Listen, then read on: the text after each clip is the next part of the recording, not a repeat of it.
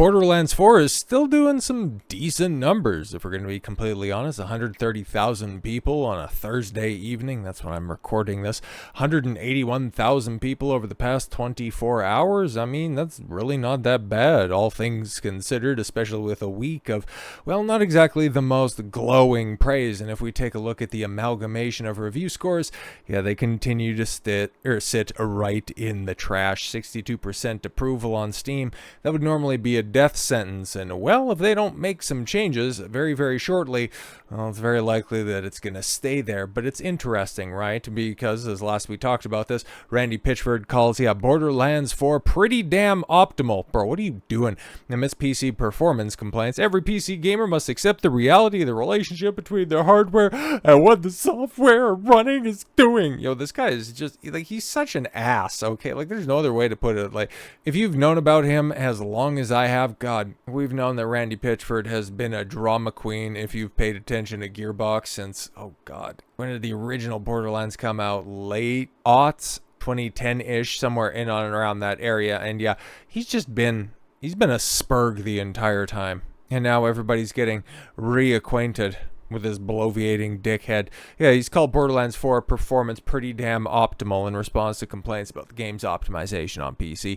In a series of, posts like a 14-year-old girl on September 15th, Pitchford appeared to put the onus on performance issues on players. Okay, saying every PC gamer must accept the reality, the relationship between their hardware and what the software they are running is doing. We have made an amazing and fun and huge looter-shooter campaign game. The game is pretty damn optimal, which means that the software is doing what we want it without wasteful cycles on bad processes. With Borderlands 4, every PC gamer has a lot of tools to balance their preferences between FPS, resolution, and rendering features. If you aren't happy with the balance between these things and that you are expecting, please tune your performances, using the tools available to you. The CEO has claimed that there's absolutely reasonable for developers of the campaign looter shooter to focus on default settings achieving 30 FPS. It's 2025, and people are still saying that 30 FPS for a AAA game is not just the standard, but they're hoping to achieve that. What the fuck are we doing, man? The graphics haven't gotten that much better, and we have fallen so far in performance that this is what they think is acceptable. Oh, but then you also take a look at the sales of most AAA games and realize that, yeah, gamers don't really care that much about what you're trying to achieve, but because you're failing to achieve a playable fucking game on minimum specs, yes, and 60 FPS on recommended specs. It's a mistake to believe or expect the PCs between minimum specs and recommended specs can achieve all the extremely high frame rate, maximum ultra features. Nobody's saying that. They just want the game to run smoothly and not like stutterlands like it's being called. If the last post makes you feel a negative reaction, I bet you have emotions and expectations that aren't being sufficiently attended to. I'm sorry. But then it's interesting, right? Because you move forward a couple of days and, well, Borderlands 4 performance patch is now out, now with PC our top priority. Oh, interesting. You just drop a patch that's all about performance on PC, but what was it? This is a you problem, not a me problem? Huh. Gearbox has announced the Borderlands 4 patch out now that takes particular aim at the game's rather chaotic PC performance issues. This follows a weekend patch that didn't seem to do anything to improve things, players jury-rigging various solutions to stop the stuttering, Gearbox CEO Randy Pitchford wading into any and all arguments he can find. Yeah, because that's not the only thing he said about the you're just poor and run fucking garbage gear. Borderlands 4 is currently sitting at mixed rating on Steam, and a quick glance shows that nearly every negative review about the performance issues, with some even adding "Don't blame the consumer" for Randy Pitchford's benefit. PCG's Nick Evanson notes that every major Borderlands game runs like a bag of frogs, juggling bowling balls on release. Fucking oof. We're reading every specific piece of feedback you share, it says Gearbox in a statement, which makes you feel a little bad for the poor staffer charged with this duty. Yeah, exactly, because he has to engage with community relations. Meanwhile, the CEO is dancing around with matchstick shoes on a toilet paper bridge. Now, some PC players are running into bugs and crashes. We hear you. Updates to improve stability and performance already started rolling out over the weekend,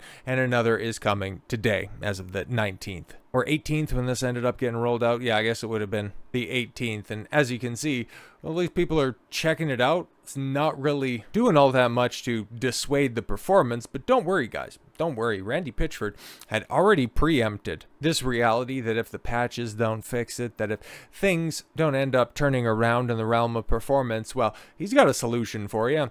My advice to users is to accept reality and tune, or not to play. Either fix it yourself or get the fuck out. Get a refund from Steam.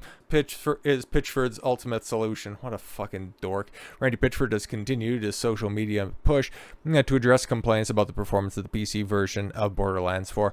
Yeah, instead of just, I don't know, working on performance patches, you're out there going, oh, I don't know if it works for me. I don't know why it's not working for you. Oh, you just want ultra performance on minimum specs. Which whenever I look at Randy Pitchford, that's kind of what I imagine. Whenever he hears from a waitress, it's like, I know we said unlimited refills, but sir, you're on your 12th jug of Coke and we're not even to appetizers yet. So if you could just slow down a little bit, I'm a little busy. You're not my only table. Pitchford has issued just confusing comments on why console versions of Borderlands 4 lacks a field of view slider. That's ridiculous.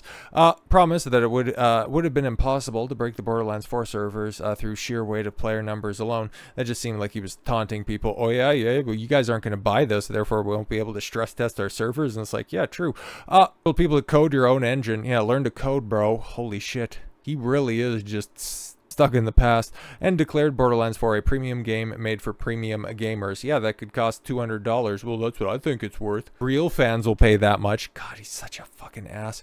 That's why it's not quite upsetting, but it's a little bit disappointing that you still have 6 digits of people playing on Steam alone. So, what's the truth of the matter? Borderlands 4 is currently, yes, a mixed review on Steam, and the moment that something else that can scratch this itch comes out, oh yeah, it's going to be forgotten. By the time the first DLC comes around, I can imagine just player bases are absolutely going to fall off, because we've seen, one of the biggest launches this year, Monster Hunter Wilds come out and it performed like absolute dog shit. Capcom was working their ass off to make it work. It's still in performance, and like 80% of the audience, 80% of the players have completely and totally disappeared. I'd imagine in about a month's time, yeah, if they don't fix this shit, toot sweet, it's going to befall the fate of Borderlands. Tech experts at Digital Foundry have said that their initial analysis of Borderlands 4 on PC shows significant stutter problems, and have advised against running the game on its badass graphics setting, which suggests there indeed are problems with Unreal Engine 5 title. And that tends to be the problem, right? Like I've talked about this before, and there are very few AAA games that use the Unreal 5 engine and have actually seen beneficial results. Like Tekken 8, and it's not a AAA game, but one that comes to mind in regards to using UE5, Claire Obscure Expedition 33, those are about the only ones that look good and perform well. Everything else has been an absolute fucking dumpster fire.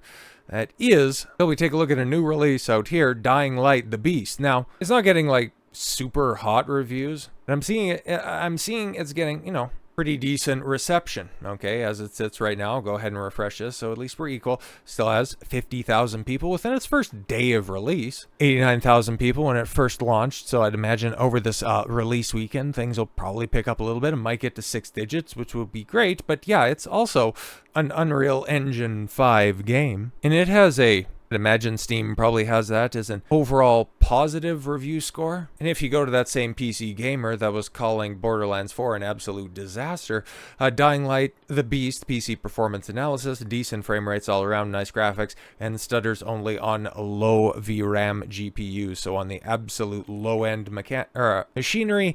Then you start to run into some problems, but originally planned as an extension DLC for Dying Light 2, Dying Light: The Beast has ultimately morphed into its own game in its own right, albeit smaller in scope and far more linear than either of its predecessors, with Techland posting some seriously heavy system requirements and NVIDIA partnering once more with RTX and DLSS additions. The author was concerned that Dying Light: The Beast would be joining a growing list of recent games that don't run very well on PC. Having tested the game on a broad range of hardware, you can tell now that it's actually all fine, even when performance is lower than you'd like. Especially true if you stick to 1080p or 1440p. Even though Dying Light: The Beast proudly wears an I Love Upscaling t-shirt, you will have no problems getting a respectable frame rate on most modern gaming PCs. And yeah, you can also take a look at some gameplay that I've seen right here, and honestly, It does look pretty smooth. I don't know really what to make of this, and I might as well just capture this appropriately. Don't really need the sound or anything like that, but as you can see, this is a pretty decent looking game, all things considered. And when it comes to stutter, I mean, I'm not seeing anything right here. And yeah, there's quite graphically intensive backgrounds. The clouds are actually looking pretty good as well. Not a lot of jaggies. You can see some on some of the textures that are right there, but all things considered, no noticeable pop in. Everything is running fine. Everything's looking consistent. Looks like a pretty consistent 60 on this. Who knows? Maybe it was captured on something running a little bit higher than 60, but from what we can see right here, everything is looking good, and it's using the exact same engine that Borderlands 4 is, and as you can see right here, is captured by Synth Potato. Don't show Randy Pitchford this. Dying Light the Beast is an open world co-op game that runs at a perfect FPS on PS5. Oh yeah, and is optimized for PC. It has FOV sliders on consoles. The only issue I can find is HDR looking weird. Yeah, that's kind of a problem I've noticed with HDR. To be completely honest, maybe it's doing something different on my display that it's normally supposed to, but I find that HDR really washes out colors really bad, but that just could be my experience. That could be, I'll go ahead and wear that badge. It could be a me thing, but looking weird and a lack of pro enhancement. Great work, Techland. Yeah, so while it's rare, you can get good looking Unreal Engine 5 games. You can get good performance out of AAA studios. This is not a customer problem. It is simply a studio problem. And well, we've all know Gearbox. Yeah, they kind of earn their name time and time again. So with all that said, thank you all very much for the gift of your time. I've been Don Consuelo. I want you to follow your gut and get after it. Take care, everyone.